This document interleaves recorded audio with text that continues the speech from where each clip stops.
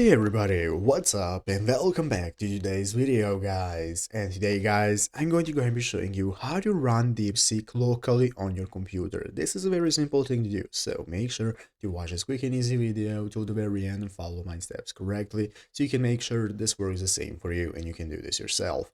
But yeah guys, let's get straight into it. So the first thing you want to do is to go ahead and open up the official Deepseek website right here, deepseek.com if you have not already. And after opening it up, you'll be greeted by this main page right here where we can get started. So guys, to be able to run Deepseek, you're going to need an account. So if you don't already have an account, you can click the Start Now button right here. After clicking Start Now, it's going to enable you to register for an account. And if you already have one, you can just log in using this section right here. And once you log in, you'll be able to open up the chat. You can get started using Deepseek and so on. And now we can get started with installing it locally to your computer. So what we're going to do is follow this article right here, how you set up and run Deepseek with Olema. Basically guys, to be able to run it locally on your PC, you're going to need the Olema program. At olema.com you can download it for Windows, Mac OS or Linux, doesn't matter. And as you can see guys, Olema enables you to run Deepseek R1. So it's going to enable us to install Deepseek. Basically guys, once you install the Olema on your PC, you'll be able to download and run Deepseek R1. So using the code right here, as you can see, Olema run Deepseek R1,